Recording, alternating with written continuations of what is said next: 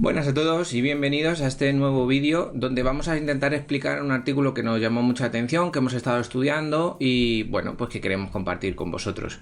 Bueno, esto es un estudio que salió hace muy poquito del impacto de la cirugía bariátrica en la capacidad aeróbica de mujeres con obesidad y bueno, básicamente nos dan unos datos muy interesantes de pues edad, ¿vale? Nos dan la edad de la persona, 42 más o menos 13, es decir, pueden tener pues entre 30 y 50 y tantos años, una altura de 1,64 de promedio y un peso de 117 más o menos 15, que es pues gente que tiene 100 kilos o 102 y otros que tienen 130, ¿de acuerdo? Mujeres con 130 kilos. Bien, a partir de aquí que ya tenemos los datos de cirugía, pues antes de la cirugía, aquí tenemos post cirugía, después de un año, y luego tenemos pues todos los datos relativos a la prueba de esfuerzo. Nos vamos a centrar en alguno que nos interesa sobre todo para temas de pues, cómo podríamos planificar el entrenamiento, ¿vale? Una de las claves es el entrenamiento ya se debería haber planificado previo a la cirugía bariátrica, ¿vale? Es decir, si conseguimos tener unos buenos valores previos a la cirugía, pues luego posiblemente a la hora de recuperarlos pues tendremos menos recorrido que hacer y por otro lado posiblemente la mejora, incluso la seguridad en esta cirugía podría ser mayor, ¿vale? Pero básicamente nos centramos y nos llama la atención el consumo de oxígeno absoluto, que son 2000 mililitros por minuto, bien, y cómo después de la cirugía pues baja un poquito a 1851. Esto es lo que hablan, ¿no? De lo que están hablando en el artículo. Nosotros lo que hemos hecho realmente ha sido pues evaluar un poco el artículo, hemos estado leyendo, pues nos lo hemos leído con tranquilidad, hemos estado viendo pues la edad, cómo seleccionaban a la gente. Una cosa súper importante, que es una de las cosas que va a ir marcando el trabajo, es que todos los participantes declararon que fueron activos, pero desarrollaron menos de 2 horas a la semana de ejercicio con una intensidad moderada. Entonces, a partir de ahí hay que valorar qué ejercicios se les propuso o qué se les podría proponer, ¿de acuerdo? Porque es importante entender que posiblemente después de esa cirugía, con esa capacidad reducida con la que han salido, aunque tienen un peso reducido, si no consiguen mantener ese gasto energético o esa actividad física como un hábito de vida, posiblemente esos parámetros, y ya se ha visto en otros estudios, podría ir aumentando con el paso del tiempo y volviendo a recuperar el peso perdido, ¿de acuerdo? Entonces, básicamente, bueno, pues nosotros estuvimos analizando todo lo que es todo el trabajo. Bien, estuvimos viendo la capacidad aeróbica, los valores de analíticas, los valores de fuerza muscular, etcétera, etcétera. Una de las cosas que llama la atención y que es una limitación del estudio es sobre todo que no proporciona datos de composición corporal. Hubiera sido súper interesante ver pues qué capacidad o qué porcentaje de grasa tienen, valores absolutos de grasa respecto a la masa libre de grasa, puesto que de hecho nuestra experiencia es que sobre todo en mujeres más que en hombres la relación entre la grasa y la masa libre de grasa pues normalmente suelen tener pues 40 kilos de grasa y 37 kilos de masa libre de grasa, o 50 y 37, 40, ¿vale? Siempre está por debajo la masa libre de grasa y eso es un factor que posiblemente es determinante a la hora de pues sobre todo moverse o desarrollar fuerza o generar unos patrones adecuados de movimiento, ¿de acuerdo? Entonces esa es una de las cosas que más nos vamos a centrar. Otra de las variables que más nos llamó la atención y que más nos gustaba, y que en este vídeo de 10-12 minutos que vamos a hacer no vamos a centrarnos demasiado en otras variables, pero sí en esta, ¿no? Nos dice que hicieron una prueba de esfuerzo donde había 2 minutos de calentamiento a 60 revoluciones por minuto, que iba seguida de pues una carga de 20 vatios por minuto, que representa a 0,33 vatios por segundo, es decir, era una prueba incremental, ¿no? Entonces, justo antes, al principio, en la primera parte de la prueba, presoperatorio, tuvieron unos vatios máximos de 139, que esto representa a 1,19 vatios por kilogramo de peso. Eso no lo han sacado, pero es muy fácil, porque tienes el peso, tienes los vatios promedio, pues haces la división y ya está, ¿no? Y luego postoperatorio aunque los vatios fueron un poquito menos, que realmente no es representativo porque son 5 vatios menos o aquí que son, sí, 6 vatios menos, pues te sale realmente que con el peso que han perdido, pues tienen 1,6 vatios por kilogramo de peso. Realmente muy bajito, y me diréis, ¿pero y cuánto es lo normal? Bueno, las pruebas de esfuerzo que nosotros hemos desarrollado en el Laboratorio de Fisiología del Esfuerzo, básicamente y aproximadamente la gente que es deportista popular, para que tengáis una valoración, están llegando a 320, 340 vatios de máximo, ¿de acuerdo? Cuando la prueba termina y se determina que ha sido máxima, ¿vale? Con los criterios de maximidad. Aproximadamente nos estamos encontrando gente pues, que tiene entre los 3,8 vatios por kilogramo, entre 4,5, 4,7 aproximadamente, ¿vale? Vais dependiendo de la persona.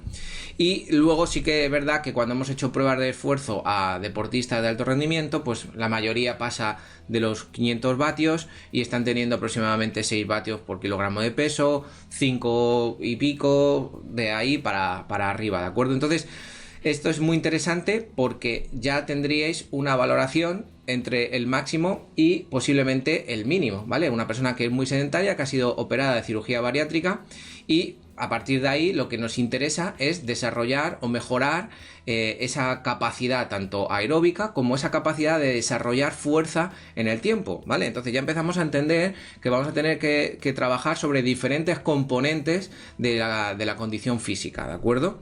Bien.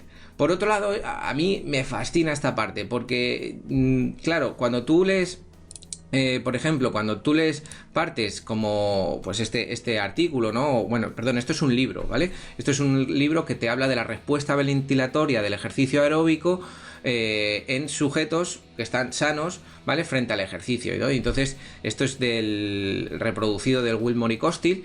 Entonces, aquí está el ejercicio, ¿no? Está el tiempo en minutos y cuando la ventilación va aumentando, supuestamente el ejercicio es más intenso. Pero claro, cuando nosotros nos vamos a una persona con obesidad, ¿vale? Que con una obesidad que ha sido operada de cirugía bariátrica, nos encontramos que su máximo está entre 76 y 81 litros por minuto, 81 litros por minuto, pues básicamente estos valores no me sirven. Es decir, todo lo que he leído en la literatura de una fisiología en personas desde la normalidad, lo tengo que adaptar de alguna manera a esa persona con obesidad que tiene unas condiciones, pues tanto de peso como condiciones de cardiometabólicas diferentes, incluso de patrones de movimiento diferentes, y tenemos que adaptarnos a ellos, ¿de acuerdo? Entonces, para que tengáis una idea, básicamente una persona con obesidad, pues en la mayoría de los trabajos y nosotros en la práctica, cuando hemos tenido gente que hemos estado entrenando, sí que había personas que estaban pues a partir de los 110 kilos, normalmente con 2000 mililitros por minuto, ¿vale? O sea, perdón, sí, 2000 mililitros por minuto más o menos nos podíamos encontrar, ¿de acuerdo? Y con un consumo relativo al peso de menos de 30 mililitros por minuto por kilogramo de peso, ¿de acuerdo? Entonces, básicamente esa es la situación de partida de casi la mayoría. Luego sí es verdad que si analizamos otras cosas, que lo haremos en otros vídeos, pues podremos ver más.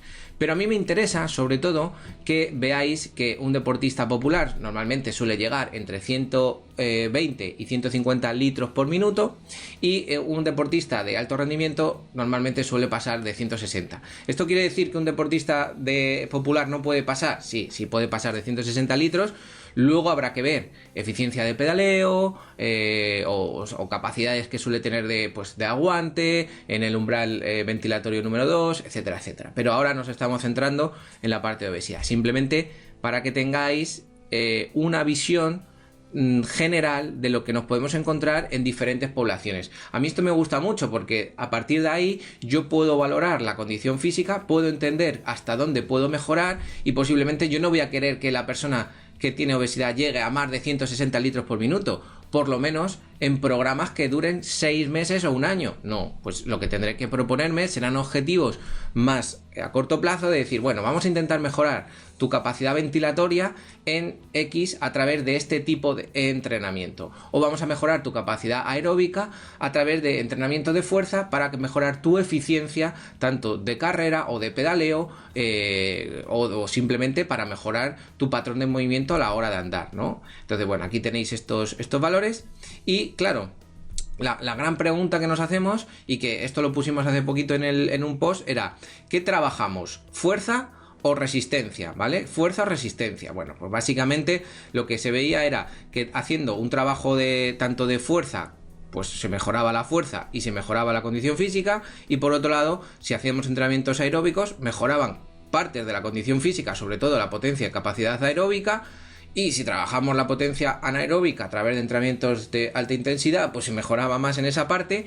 Y era muy interesante que nos decían que la combinación de ambos factores, es decir, pues un componente de fuerza y por otro lado un componente de entrenamiento aeróbico, mejoraban los valores de capacidad cardiorrespiratoria, y era muy interesante poder desarrollar este tipo de ejercicios, ¿no? Entonces, ¿qué se podría hacer antes de la cirugía bariátrica? Y cómo entrenar después de la cirugía bariátrica serían las preguntas que nos deberíamos hacer, ¿no? Puesto que incluso en el propio trabajo ya nos decían que estas personas hacían menos o 2 horas de ejercicio a lo largo de la semana.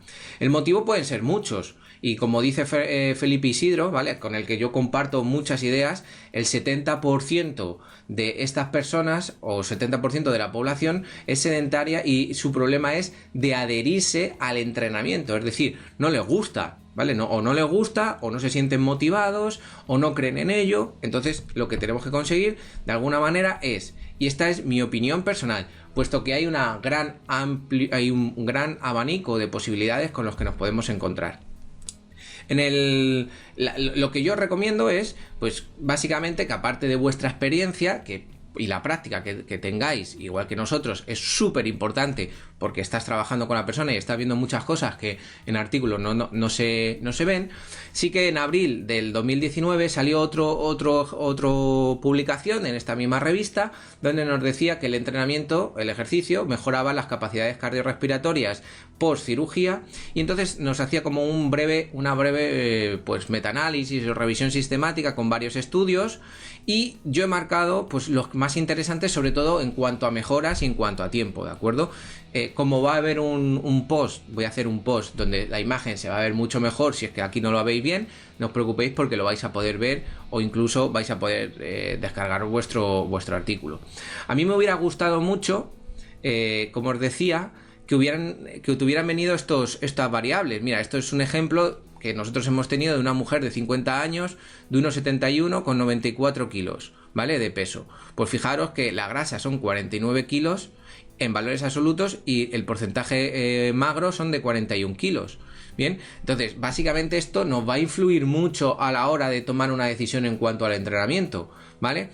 Mi propuesta personal es intentar mejorar los patrones de movimiento que van a ser durante el entrenamiento, puesto que ya hay pues estudios biomecánicos, este es uno de ellos, donde se ve cómo oscilan el movimiento, cómo los pasos son más cortos, cómo el impacto en la planta del pie puede influir a dolores articulares, y todo esto nosotros os lo hemos pues ido contando un poquito a poco en las diferentes entradas pues incluso en esta hicimos 3, de la función muscular, el equilibrio postural y la marcha, en los efectos de la obesidad que tiene en el sistema musculoesquelético. A partir de aquí, pues menos fuerza muscular, una fuerza muscular reducida, disminución de la densidad capilar, resistencia muscular potencialmente reducida.